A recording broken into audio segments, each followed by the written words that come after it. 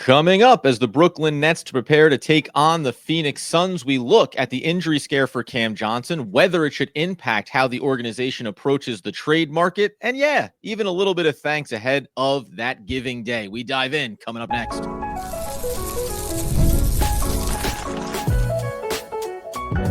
You are Locked On Nets, your daily Brooklyn Nets podcast. Part of the Locked On Podcast Network, your team every day.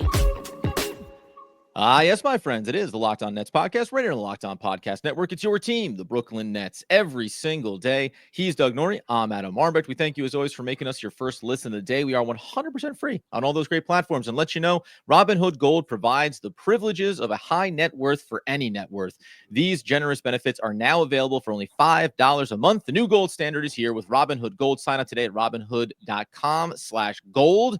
And Doug, maybe not so gold is the injury report over the last handful of games for the Brooklyn Nets coming into the Phoenix Suns matchup tonight, already knowing that Cam Thomas is going to be out, already knowing Noah Clowney is going to be out. But maybe the most notable is that Cam Johnson, questionable, which is really nice to hear after he stepped on Draymond Green's foot and nearly sent the fan base into a tizzy. Look, if you can't tank with the guys on the court, the best thing to do is get those guys off the court and see if you can keep tanking. So that's right. That's right. Strategy one didn't work. Play all the guys and hope that it wasn't going to be good enough. That strategy is not working for the tanking, getting guys like Cooper Flagg and Ace Bailey. Next step in the process, in the Nets process, is to just have these guys not play.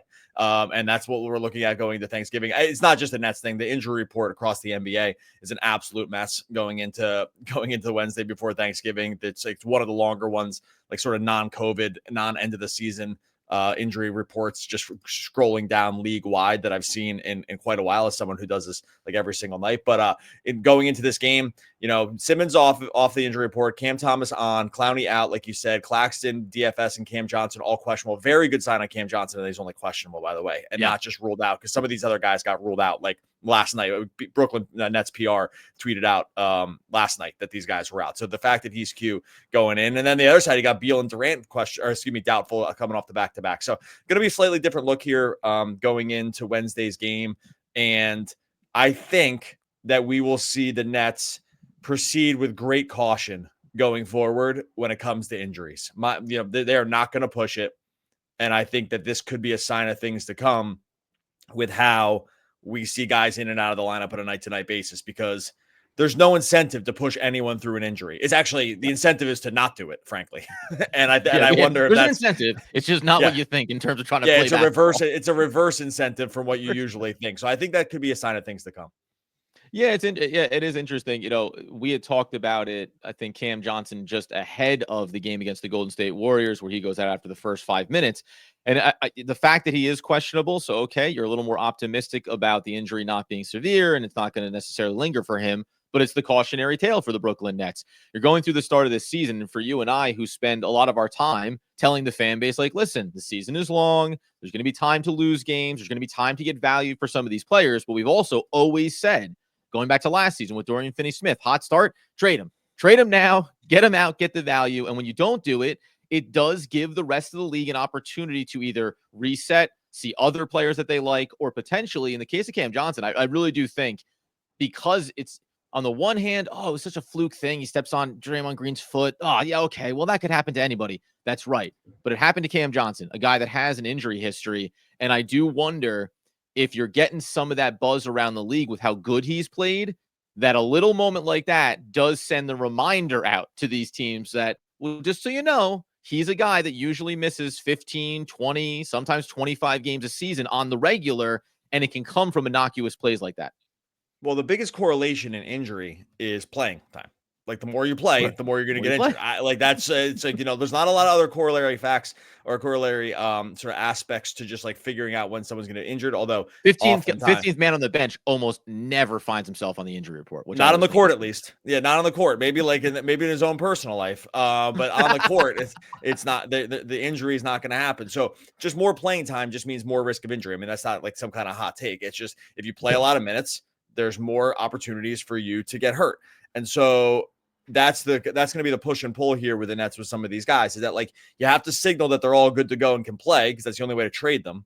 And at the same time, every minute that these guys are on the court, specifically Cam, who's having just an unbelievable season, is upping the risk factor that you step on someone's ankle, that you get, he's had soft tissue stuff. Like he had multiple hamstring injuries last year that he just kind of couldn't get over for longer parts of the season, right? Like we've seen the guy's not exactly a pillar of health.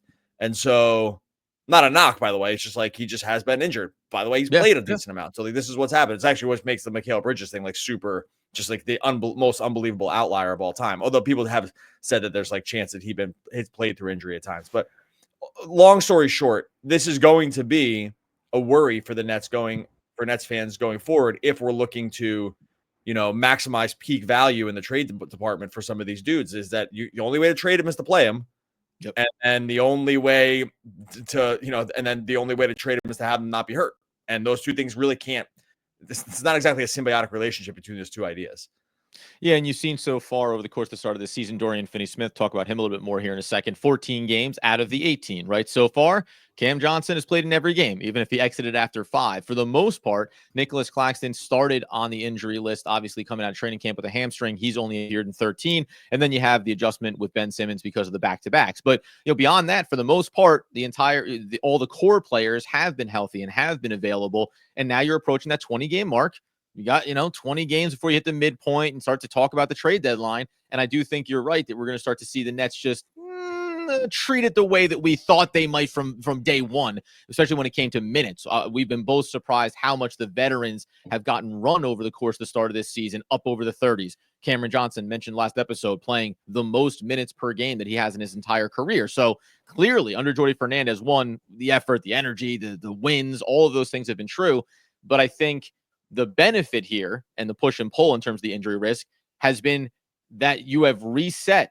You've re-raised the expectations of where their value is for all these players you're going to trade. Dorian Finney-Smith started out slow, but has come on. Dennis Schroeder has been critical.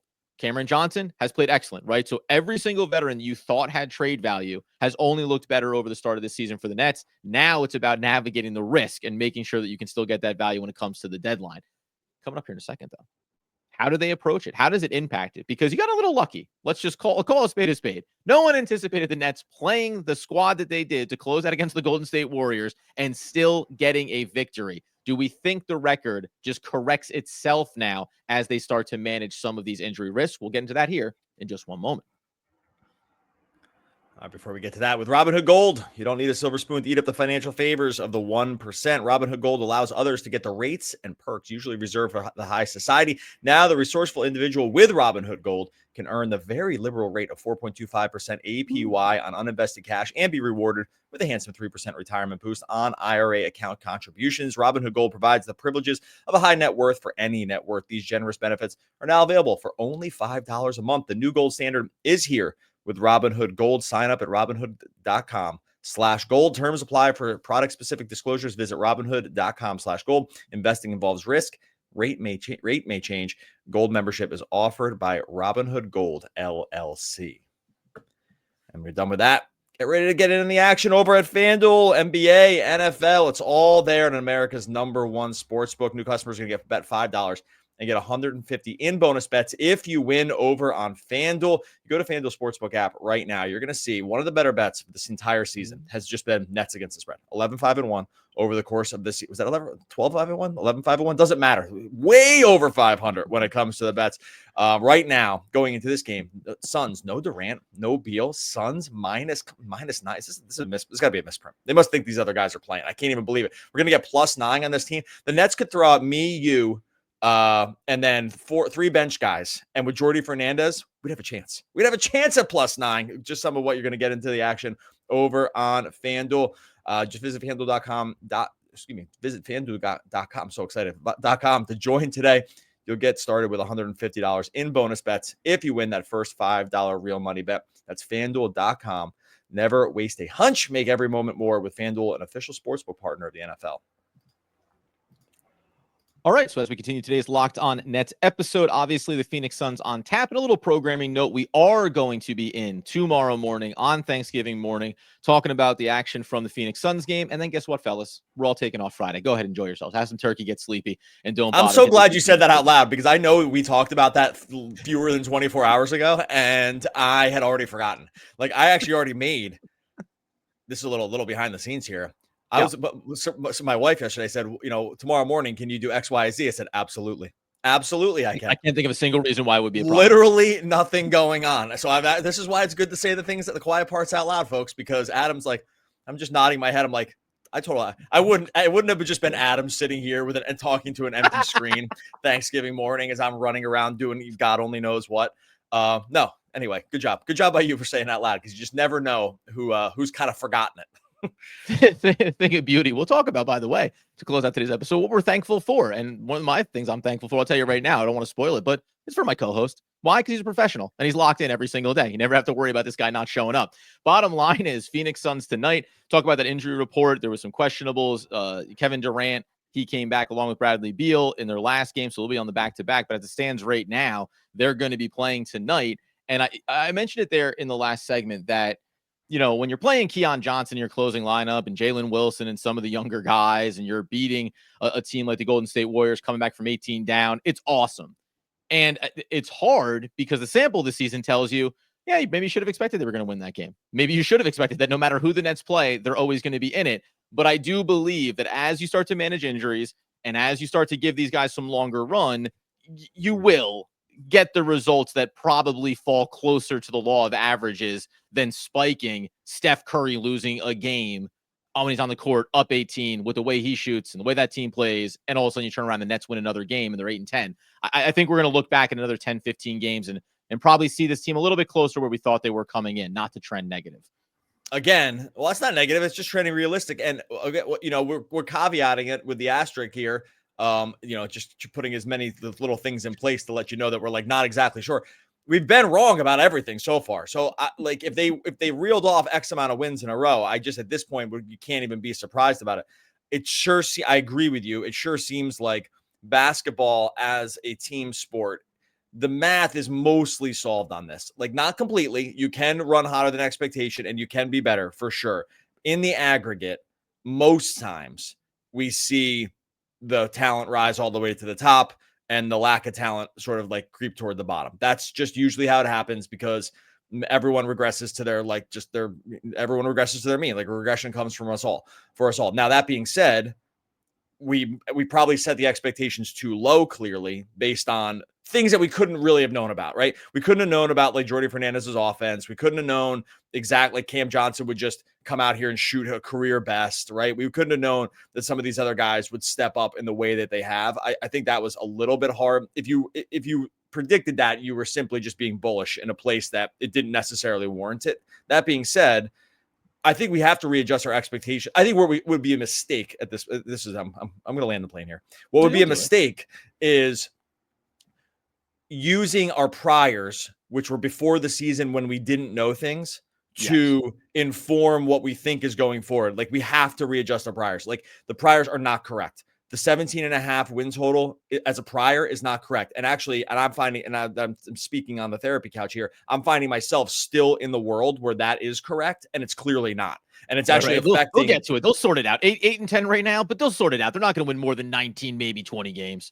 I don't think they're this good going forward, but where I have to separate is the part where I'm still living in but they're still pretty bad. That's just not true. That's not true right now. And I think it's Bayesian economic or Bayesian theory principles would say you were doing a bad job of readjusting things you already thought, which were based on not that much, right? Except for just a prevailing sentiment that they were going to suck.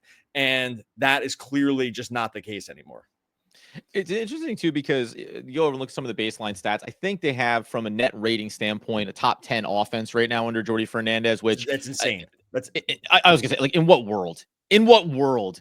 Even if you had Mikal Bridges on this team, right? You wouldn't think that last year. And by the way, it's so funny that the sample size from last year would inform so much about that. Actually, it'd be far worse if they had Mikal Bridges on this team. Can I read you a stat real quick? I'm sorry to interrupt you, but now I'm just flummoxed by this because I actually didn't realize this. I looked at this defensively and pace wise. They are not in offensive efficiency right now. Hmm. They are 9th. These are the teams above them. This is nuts. Cleveland, which is like basically can't even lose a game.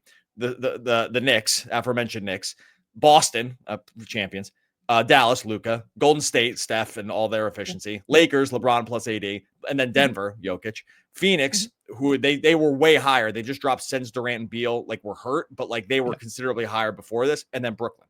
Like that is That group makes sense. insane. What's that?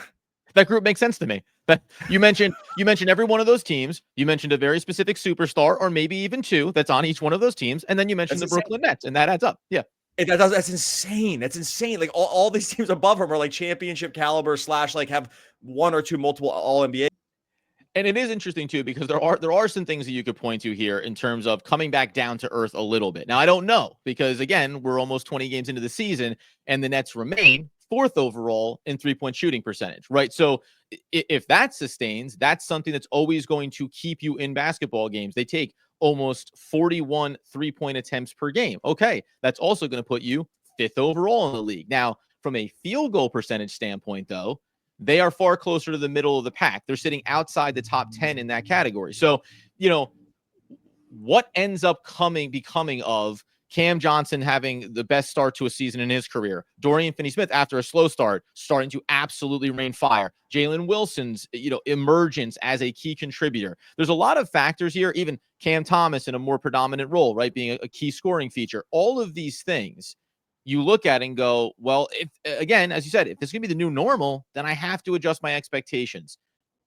How far can this go? How far does it go? Because the other thing I'll note here is when I say, well, it's all going to come back down to reality, they're not going to keep trending this way. Okay, they play Phoenix tonight, right? But they're going to come out of Thanksgiving on Friday night. They have back-to-back games against Orlando. Now, they've already played them before, Chicago, the Pacers, Milwaukee. Okay, you could look at those games and say, hey, man, they could go on a losing streak here easily. But then Toronto and Utah come in, and you get San Antonio down the line at the end of December as well. Toronto again when you start to get into January. So when you look over the next, 10 to 12 games, okay, yes, there are ones that, again, on paper, you think they're going to lose. But even if you chalk those up, at worst, I can see that over the next 10 to 12 games, they're still going to win 6 or 7 of them, because that is the new normal of expectation. I can't assume that one against bad teams are going to lose. I have to assume they're going to win those games. And then even against good teams, whether it's rest, injury, or otherwise, they're always competitive. And that Golden State Warriors game was another big reminder, as we talked about, the impact of Jordy Fernandez and just saying, you were down 18. It was 86-68. Yeah. The fact not even that they won the game, the fact that they didn't lose that game by 10 plus was shocking, let alone you came all the way back, let alone you won it by 8 points. And that's where you just have to look at it and go, it kind of doesn't matter who you're playing, because this is a team that is going to grind for 48 minutes. And if you decide that you want to get lackadaisical, or if the NBA at large is still not watching the tape and saying, we really need to be dialed in when we play Brooklyn, then they're going to steal a handful of games every single week, every single stretch of the season. They're going to get 2 or 3 wins that aren't expected or anticipated. Could you imagine if like some of these, if they have like 1.5 All NBA players? Like I know you can say this about any team. That. Name not elite superstars. Give me 1As or the 2s on a team and drop one of those guys onto the Brooklyn Nets. And what does this team look like this year? It's nuts. Anyway, okay, we're gonna get into some more of this. I'm all jacked up here. I'll tell you right now. I would love to do. I would never do this because it just feels like a lot of time, and I'm not that hard of a worker. But like a great mashup would be just like the exasperated tone that you and I have had on the podcast so far. Like if we just did some kind of mashup of just us being totally exasperated, of like not understanding what's happening. There has to be like, I'll give someone. There's probably a full 30-minute. I'll tell you right now, someone out there wants to do it. You give me, if you a listener out there, I swear I'll do this. If you send like a 3-minute exasperated clip of us like just being like not being able to believe what's going on, I'll just ship you $100. There you go. And by the way, Doug means maybe a little bit more if it's good. He means he's going to ship you in a box a $100 bill in bubble wrap. That's going to be fun to do. I'll send you some BTC. Like there's multiple ways we can do this, but you have it out there. If you can get me 2 minutes, minimum 2 minutes of us just being exasperated, throwing our hands up about not understanding where it's good, I'll pay you for the time. Okay, we're gonna get into some more of this. We'll make some predictions about the Suns game. We'll talk a little bit about Old Turkey Day coming up. We'll do that here in just 1 second. First, got a PSA for anyone who rents. If you haven't heard of Built, you're about to thank me. Earning points on rent is now a reality. When you pay your rent through Built, you don't even need to have to check with your landlord to start earning points that you can use toward flights, hotel stays, fitness classes, and even your next rent payment. Let me break it down for you. If you're a renter, start taking advantage of Built if I were you. Here's the thing. You're going to earn points on groceries. You're going to earn them travel. You're going to earn on practically everything else we buy out there in the real world. There's no cost to join Built. As a member, you're going to earn valuable points on rent and on your everyday spending. Built points can be transferred to your favorite hotels, those airlines, like I said, and even the ones you haven't heard of. 500 airlines. I could probably list like 5. They got 500. 700,000 hotels. I could list like 7 hotels. They got 700,000 and properties around the world you can redeem with your Built points toward those things. Points can also be redeemed toward the future rent payment and unique experience that only Built members can access. So if you're not earning points on rent, my question is, why not start earning points on rent you're already paying by going to joinbuilt.com/LockedOnNBA. That's JOINBILT.com/LockedOnNBA. Make sure to use our URL so they know that we sent you. Joinbuilt.com/LockedOnNBA to start earning points on your rent payments today. All right, as we continue today's Locked On Nets episode, starting to wrap it up, we'll talk about things we're thankful for ahead of the holiday. Hopefully everyone gets to enjoy themselves. Egg on Doug's face, by the way, when it's me. When I'm the one that puts together the 3-minute clip of exasperation between the two I'll of us. shoot you $100, buddy. I got your info. I got your info. No problem. I'm willing to pay. Look, you know me. You run your own business. You're willing to pay for good work. That's how I operate, right? Like you can't run a business on multiple business on your own and not pay for good work. It's just how people fail. I overpay for good stuff. That's why I said I'd even go a little higher if I thought it was good. It's like 100th the minimum if we get the. By the way, first person. If there's like 12 of these, I can't. We're not going to go 1,200. We're not going to go 1,200 deep on this. So it's gonna be first person that does it. Christmas bonus policy. Oh my goodness, I think I've made a huge mistake. I don't think anyone out there has this much giddy up and go, but just in case. Oh God, guys, I gotta be honest with you. Somebody do it. A lot of listeners. Because by the way, in a season where we have been, as we've said on this podcast, wrong about a lot of stuff, let's put one more on there. Doug doesn't believe anybody has what it takes to go and pull these clips. And listen, it's exhausting probably to sit there and watch us be exasperated by some of the things that have happened for the Brooklyn Nets. We talk about this Phoenix game. Let's get out of the way just before we talk about things that we're thankful for. And also this question about, has the injury concerns or the injury management influenced when we think the Nets might make some of these trade decisions? But what you said, it was 9.5 is the spread here for the Suns game. Are you and I feel like I said, I feel like this is kind of baking in that one of Durant and Beal are playing. Like, I'd be shocked if they were 9.5 point favorites based on what the Nets have done if it was just Booker, because they've been pretty bad without those guys. So anyway, I wonder if they're just, because these guys are like doubtful, but I think it's like perceived that they're going to be sitting on the back-to-back, although it's not clear. They were on a minutes restriction last night. This is all to say, like, I'm vamping here because I'm actually not exactly sure, and might not get this news for a while. Well, by the way, the Phoenix Suns record without Kevin Durant and Bradley Beal, 1-6, it looks like, losing 5 straight games with both players out. So to your point, right, they're 10-7 now with superstars. Very good. Without superstars, a team that from, again, this season for the Brooklyn Nets would be like, oh, I'll take that win 100%. I think I did this the other day where I said there's a few games this year where I've looked at it and gone, give me an alternate line. Let's have the Brooklyn Nets lay a couple of points to a team. But you'll have to wait to see whether or not they're in or out. Do you, for me, we always talk about the trades never happen sooner than they typically happen. No. You rarely hear 3 weeks into the season, player X has been traded because, one, there's just no impetus for it. You can always control it as we talk about wins or losses. And I said this at the start of the year too. If you're a Nets fan, you're worried about the wins and losses. I've given time and time again examples of teams that did some winning early in the year and then found a way to get back to the bottom by the end of it. Over these last 3 seasons, actually, I'll throw this out as we head into the holiday. It was the San Antonio Spurs were 6-7 through their first 13 games. They went on to lose 11 straight following that start and then only won 16 games over the remainder of the season. You had the Brooklyn Nets just last season, while mostly trying to be competitive and win, started the season 15-15, went on to be a 32-50 roster. Please, what losers? What losers? They were trying. What an absolute loser effort. Yeah. So, these examples exist where I put that out there the other day because when you sit here now and we hear the way the fan base is talking, I get it. And there's also, by the way, I do want to do one other thing. we've talked a lot about how there's fans that are coming out and wringing their hands about winning too many games, and now you've ruined it and the chance to tank and all that stuff. There also is a massive segment of the fan base that is saying things like, hey, let's just enjoy it. Wins are wins when they go out and play. Whatever's going to happen is going to happen, understanding there is this prime opportunity. And in addition to the Nets and the Spurs, going back to 21-22, the Pacers were a 12-16 team through December 10th. They went on to have a 13-41 record the rest of the way. And these are all teams that ended up higher up in the lottery odds, maybe slotted a little bit more up the table than they were supposed to. Atlanta, of course, spiked a very high draft pick when they were 9th in lottery odds. So all of that to say, the road is long, and there's going to be chances to do it. Do you think, though, that the Nets are looking at this primarily as, okay, we'll quote-unquote injury manage our way forward here to the deadline, as opposed to fielding offers sooner than later?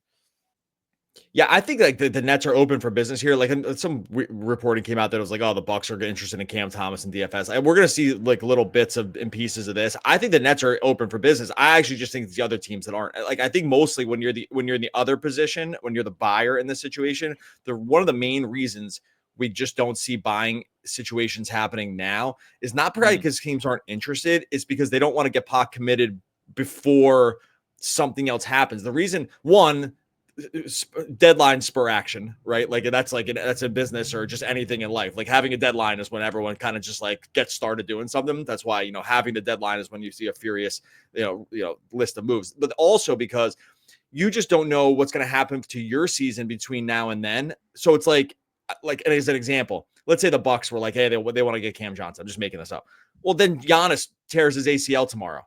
It's like, it didn't, like, you need to take it up to the deadline because you never would have made that trade if you knew you were basically sunk anyway, right? And so it makes sense to take it as close to the line as possible to see as a buying team. So I think the Nets would be interested in doing this now. I just think that the other teams aren't going to be motivated to do it. One, because of the deadline. Two, because they're just not exactly sure where they are. And we're still months away from that point. So I don't think anything's going to happen here. That's my... I don't even think that's not. I feel very strongly about that take. I don't think we'll see anything till February or whatever the trade. I mean, the trade deadline was what, like March? What's the trade deadline? I don't think we're going to see any trades until well after the deadline has passed. No, and I agree with you that. Sorry, February 6th. Okay, so I'll amend that. I don't think we'll see anything until the new year. I was a month ahead of that. But I think January 1st is when I would even start thinking about it, and I don't even think that's that realistic because I think it's on the early side. And I agree with you that this is one of the old adages of our podcast as well, of, when these talk about these trades, well, give me your best stuff for our crap. And that's often how fan bases talk about it. Or, hey, they're playing really well right now. Trade them because their value is at their highest. Well, 100%. But where are the other teams that are thinking about it? Any team, especially you mentioned like the Bucks, as the example, who had a rough start to the beginning of their year. All these teams are going to go, let's wait until the absolute last possible moment to determine if we're ready to push our chips in this year or pull back. And guess what? That's relative to one thing we talk about so much with the Nets and their high draft picks and what they're trying to push towards. Well, every other team, it's a generational draft class. It's incredibly deep. If you don't think you're a championship caliber team, if you think maybe Giannis and the Bucks, hey, we're going to be able to keep them, but we're going to need to adjust some things, we'd rather be picking in the top 16 or 17 as opposed to picking 26. So teams are going to make some strategic choices, especially in a deep draft class, even beyond where the lottery odds stand.